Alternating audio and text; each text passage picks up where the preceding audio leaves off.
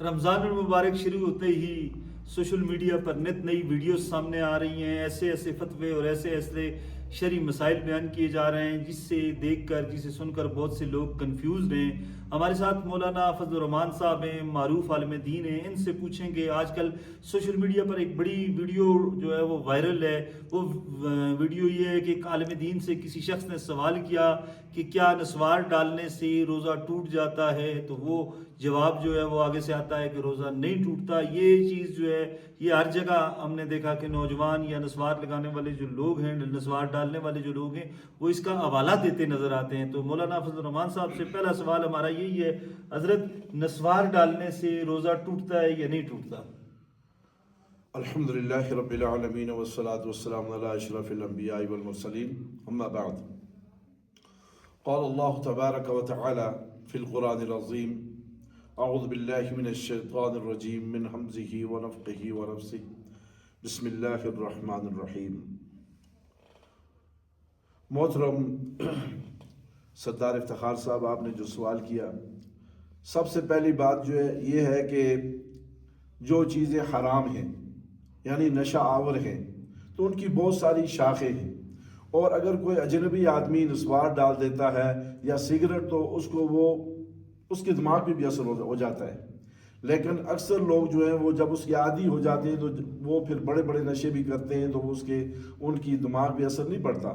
لیکن یہ جو چیز ہے یہ حرام ہے، نسوار ہو گئی یا سگریٹ وغیرہ، تو ان سے وضو ٹوٹ جاتا ہے، اور یہ چیزیں اسراف میں ہیں۔ وضو ٹوٹتا ہے تو روزہ بھی ٹوٹ جاتا ہوگا؟ نہیں، ظاہر ہے وہ چیزیں روزہ ٹوٹ جاتا ہے۔ اچھا، یہ ویسے ہی ویڈیو کسی نے لگا دی؟ روزہ تو ٹوٹ جاتا ہے، ظاہر ہے نسوار سے روزہ ٹوٹتا ہے، سگریٹ سے روزہ ٹوٹتا ہے، ایسی تمام چیزیں۔ تو دوسرا یہ اسراف میں آتا ہے۔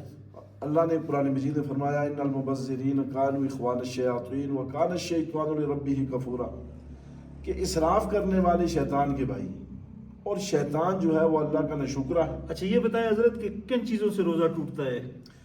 دیکھیں، ہم نے تو یہ اپنے معاشرے میں یہ سمجھا ہوا ہے کہ کھانے پینے کو چھوڑ دینا، صبح سے شام تک بندہ صبح سحری کرتا ہے، پھر شام کو افطاری کرتا ہے، پورا دن اس نے کھایا پیا کچھ نہیں تو اس کا روزہ ہے۔ یہ بات نہیں ہے۔ اصل بات یہ ہے کہ جو بندہ جب تک کسی اپنی زبان یعنی زبان کا روزہ، آنکھ کا روزہ، ہاتھ کا روزہ، پاؤں کا بھی روزہ ہوتا ہے، اچھا، تو اسے سب سے پہلے یہ بات ہے کہ انسان جو بے حیائی کے کام کرتا ہے ان کو چھوڑے۔ جب بے حیائی نہیں چھوڑے گا تو اس کا روزہ ٹوٹ جائے گا۔ یہ نبی صلی اللہ علیہ وسلم کی حدیث مبارکہ ہے، حضرت ابو ہریرہ رضی اللہ تعالیٰ عنہ سے روایت ہے، فرمایا نبی صلی اللہ علیہ وسلم نے کہ جو بندہ بے حیائی کے کام نہیں چھوڑتا، بدتمیزی کے کام نہیں چھوڑتا، لغوات کو نہیں چھوڑتا، زبان اپنی کو سنبھال کر نہیں رکھتا، فرمایا کہ اس کو کھانے پینے سے اجتناب یہ بتایا حضرت کہ ہماری جو نوجوان نسل ہے وہ سارا دن سوشل میڈیا پر ویڈیوز دیکھتے ہیں، فلمیں دیکھتے ہیں، رمضان میں رات کو جو ہے بابرکت راتیں ہیں، مقدس راتیں ہیں، رمضان کی مقدس ساتیں ہیں، تو اس حوالے سے کیا کہیں گے؟ یہ جو ویڈیوز کا سلسلہ ہے، فلموں کا سلسلہ ہے، مسلسل سوشل میڈیا کا استعمال، یہ دیکھیں، یہ رمضان مبارک کا جو مہینہ ہے یہ رحمت کا مہینہ ہے، یہ برکتوں کا مہینہ ہے، یہ جہنم سے آزادی کا مہینہ ہے۔ اس میں تمام ایسی باتیں جو باتیں بے حیائی کے کاموں میں آتی ہیں، جو باتیں گناہ کے کاموں میں آتی ہیں، ان کو چھوڑنا ضروری ہے۔ وہ اسی حدیث کے اس میں آتا ہے کہ اگر کوئی بندہ ایسے کاموں کو نہیں چھوڑتا ہے تو رات کو یہ جو راتیں ہیں تو یہ بڑی سعادت والی ہیں۔ یہ وہ راتیں ہیں کہ اس میں اللہ کے فرشتے اتر کر واضح لگاتے ہیں، نادی منادن یا باغی الخیر اقبل یا باغی الشر خیر اکثر، کہ اے بے حیائی کے کام کرنے والے اب رک جا، اور جو اچھے کام کرنے والا ہے اس کو آگے بڑھ اور اچھے کام کر۔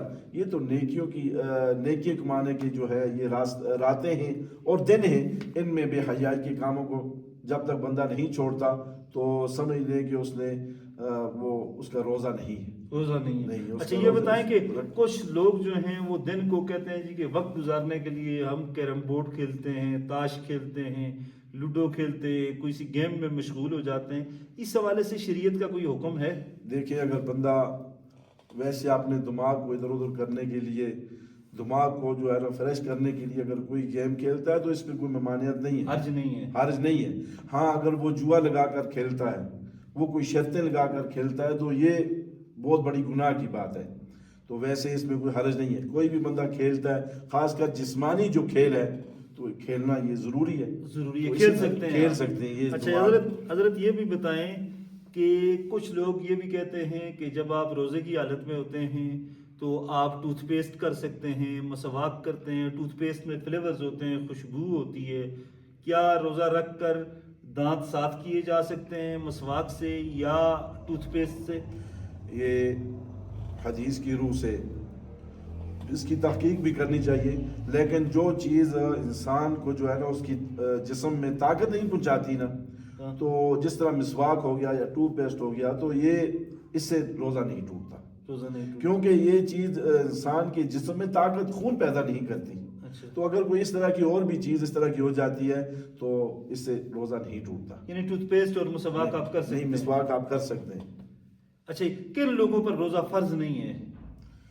جن لوگوں پر روزہ فرض نہیں ہے تو وہ تو معاشرے میں ہم سمجھتے ہیں جو لوگ کون ذہن ہے, اچھا, پاگل ہے وہ ہے, مجذوب ہے, مجذوب ہے, سب وہ بھی وہ ہے.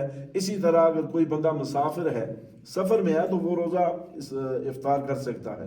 اسی طرح جو مریض ہے اسے یہ معلوم ہے کہ اگر وہ روزہ رکھے گا تو اس کی وجہ سے اس کی بیماری میں اضافہ ہوگا تو وہ روزہ توڑ سکتا ہے. وہ کسی کو اس روزے کا پیسے بھی دے سکتا ہے, تو اگر وہ روزہ رکھ سکتا ہے تو وہ بعد میں اس کی گنتی پوری کر سکتا ہے. اچھا حضرت, ایک عام ترین چیز جو ہے وہ رمضان المبارک میں ہر سال ڈسکس ہوتی ہے, وہ یہ ہے کہ کچھ لوگ کہتے ہیں کہ نماز تراویح کی تعداد جو ہے وہ 20 ہے, کچھ لوگ کہتے ہیں 8 ہے. ایکچوئل میں دین کی روح سے, حدیث کی روح سے نماز تراویح کتنی ہے؟ یہ میں آپ سے بات کرتا ہوں. کل میں ایک بندے کی تقریر سن رہا تھا, وہ قسمیں اٹھا کر کہہ رہا تھا کہ اللہ کے رسول سے یہ ثابت ہے کہ انہوں نے یہ جو ہے نا یہ تراویح 20 پڑھی ہے. حالانکہ 20 رکعت تراویح کا قرآن میں تو نہیں, حدیث میں کسی جگہ پر بھی کوئی اس کا ثبوت ہی نہیں ملتا. بلکہ یہ ہے کہ تراویح میں آپ کو بتاتا ہوں کہ تراویح ہے 8 رکعت اور 3 وتر ہیں, یہ کل 11 رکعت ہیں. جو نبی کریم صلی اللہ علیہ وسلم کی زوجہ محترمہ ام عائشہ رضی اللہ تعالیٰ عنہ سے مروی ہے, فرمایا کہ نبی علیہ السلام رمضان اور غیر رمضان میں 11 رکعت ہی پڑھتے تھے. ہاں, 20 رکعت والا میں تھوڑی سی وضاحت کرتا ہوں. امیر المومنین عمر فاروق رضی اللہ تعالیٰ عنہ کے دور میں بعض علاقوں میں سنا گیا کہ کچھ لوگ 20 رکعت تراویح پڑھتے ہیں. تو امیر المومنین نے وہاں جلاد کھڑے کر دیے, پولیس والوں کو بھیجا کہ جاؤ کہ نبی کریم صلی اللہ علیہ وسلم کی سنت کے خلاف جو عمل کیا جاتا ہے تو جا کر ان لوگوں کو کوڑے مارے جائیں. تو آج لوگ کہتے ہیں کہ امیر المومنین کی دور اچھا حضرت, اگر یہ بات ہے تو مدینہ میں, مکہ میں, حرمین شریفین میں 20 رکعت کیوں پڑھی جاتی ہے؟ یہ اصل میں بات یہ ہے کہ وہ 10 ہی رکعت پڑھی جاتی ہے. اصل میں لوگوں کو یہ تھوڑا سا مغالطہ لگا ہوا ہے. 10 ہے یا 20 پڑھتے ہیں نا, وہ تو ٹی وی 10 ہی پڑھی جاتی ہیں. وہ ایسے پڑھی جاتی ہیں کہ وہ امام تبدیل ہو جاتا ہے, وہ قیام اللیل کرتے ہیں, ساری رات عبادت کرتے ہیں. تو کچھ لوگ پیچھے ہٹ جاتے ہیں, کچھ لوگ نفلی عبادت اپنی مرضی سے کرتے ہیں, لیکن وہ رکعت جو ہے وہ 10 رکعت پڑھا کر امام صاحب تبدیل ہو جاتے ہیں. پھر آخر میں صبح کو جو ہے نا, صبح سحری کے وقت میں وہ 1 وتر پڑھ کر 11 رکعت پورے کر دیتے ہیں. وہ قیام اللیل ہے.